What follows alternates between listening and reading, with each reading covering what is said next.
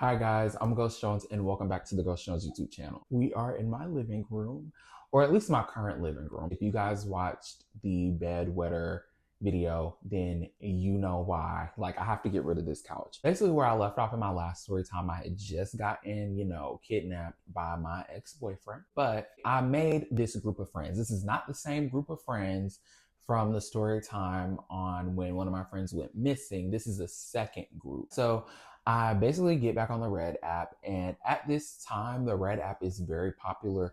Whether you want to, randomly get up with someone or if you just want to make friends. I meet this guy, we're going to call him Cameron, and we are both freshmen and we're both kind of like trying to find activities or whatever. So, what do we do as young gay boys? We join the modeling troupe.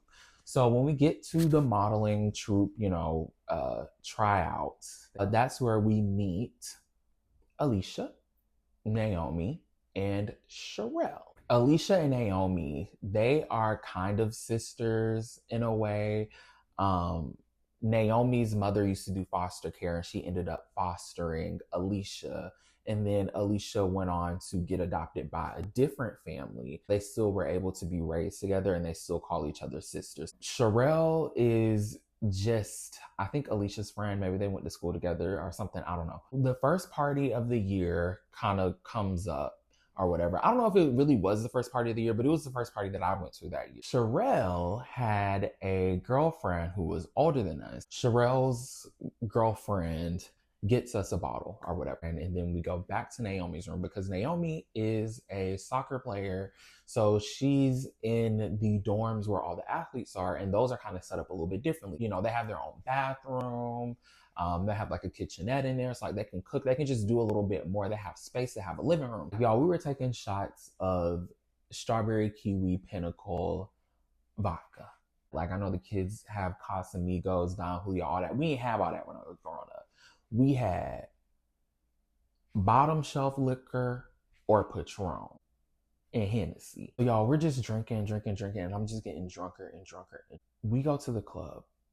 By this time, I am like 2 sheets to the wind. Not 3, because I get my 3rd sheet when I get inside that club. Y'all, we are in there turning up. We are sitting on the couches, and I get the bright idea because, some things just never change. But like when I get too lit, I just be like, oh, I'm gonna do something crazy. I'm gonna smoke a cigarette. Like, that's the type of stuff that I would do. So I was like, y'all, I'm about to go get a beer. I'll come back with the beer. Now our friend Brittany, she's over there and she's with like these dudes or whatever. And I'm sitting up on the couches. They bring out the weekend. And y'all, I do it with them. Now I'm like crossed, right? And I keep drinking the beer. And I'm just drinking. All the way to... No, they was playing Nicki Minaj by then. I think we had like Sway Lee. I don't know what it was. Like, it was, now that I think about it, I'm like, you literally passed out, bro. Like, I've passed out before, like I did an ROTC, like way when I was younger or whatever. I think that I was drunk beyond compare, but also I probably was locking my knees. And it kind of was the same thing. Like, now that I'm like, you just will never get used to living in New York. I tell you, like, it is so random. So like when you're about to pass out and stuff, like it just gets kind of spotty like this. Since we're in the club, all of the lights are already dim. So like you can't differentiate. You just think the lights are flashing. Y'all, I locked my knees.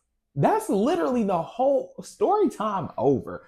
I locked my knees, y'all, and I passed out in that club. That had nothing to do with me drinking. I'm over here for 7 years. I've been feeling bad about myself, thinking that I had a drinking problem. I ain't had no problem, y'all. I locked my knees, and that's a story that I'm sticking to. So when I was up there dancing, listening to Nicki Minaj and Sway Lee, I locked my knees for far too long, and I passed out. I hit the floor. Yes, I did.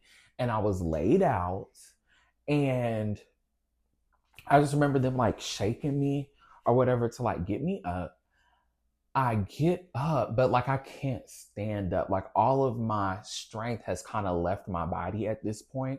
So what are they left to do besides carry me out the club? As they carried me out of the club, what I did not know was people were taking pictures of me on the way out. So the people throw my semi-lifeless body into the back of the car and they go in and they start partying without me. To be honest with you, that kind of was effed up. But like, I didn't even see that part as being effed up back then.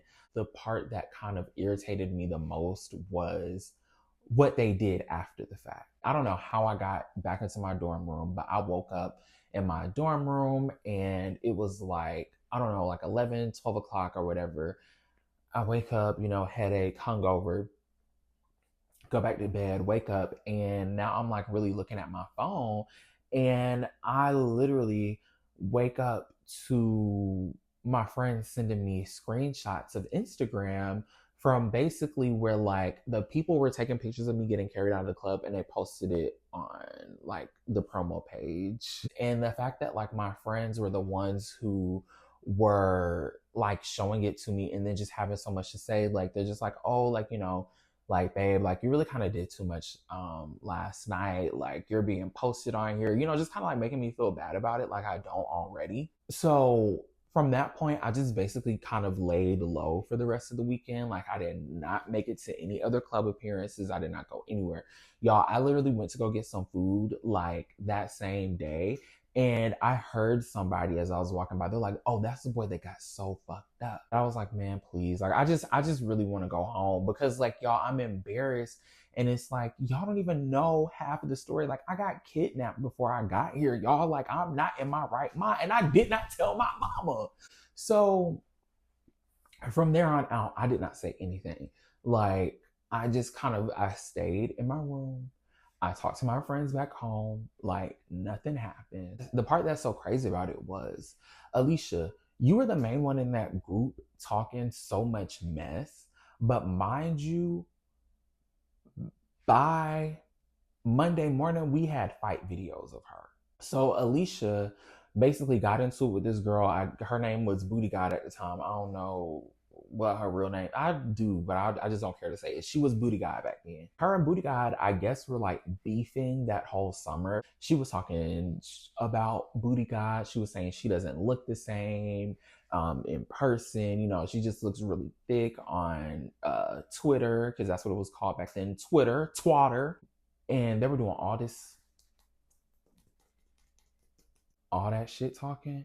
Caught up with her. Alicia is taller than most women. I guess since she's used to being taller than most girls, she feels like she could beat everybody up. Well, the issue with Booty God was Booty God is like maybe 2 or 3 inches shorter than her, but Booty God is wider than her. So she has more mass. You have the height, but she got the weight. And Booty God tore her up. When they ended up telling me, the group, mainly Alicia, when she was telling me the story, she was making it seem like she had beat that girl up and that's why that girl don't like her. Second semester, I found out Booty God had beat up Alicia and I got the video. They had finally sent me the video because everybody had fell out with Alicia at the time and they were like, yeah, like, and then she be talking all this mess and stuff and she got beat up by Booty. And I said, she got beat up by Booty? She made it seem like she beat Booty up. Yeah, she always made it seem like that, and y'all never corrected her. And we're like, yeah, we never did because we all knew that she got her ass beat. I'm gonna put the clip in here. So, girl, all of this happened to you that same weekend that bad stuff happened to me, and like you acted like you was that girl. I mean, you were that girl that was getting whooped. You did not eat that one little thing. Finding that out, I had a little piece of joy in my heart because I said, it wasn't just me that weekend. I don't know, y'all. I don't know if I ever really got over that. Like, I just felt like they probably should have just, wrapped their arms around me versus y'all just kind of being like a pack of bitches. But that basically concludes those stories for real. I hope you guys enjoyed them. I don't know what we're going to talk about next. Oh, I know what we're going to talk about next. So Y'all, next video is gonna be how I slept with my teacher on accident, y'all. Oh my God. Y'all, when I tell y'all I did not mean to do that, and what came after that, I really kind of wish that it hadn't have happened that way. I don't know, y'all. Like, look, I done told this traumatic story or partially traumatic story. Now I'm smiling at the end. But I'm just smiling because I'm happy. Like, I feel liberated. I feel like I'm telling my truth. You guys so much for watching. I will talk with you later. Peace.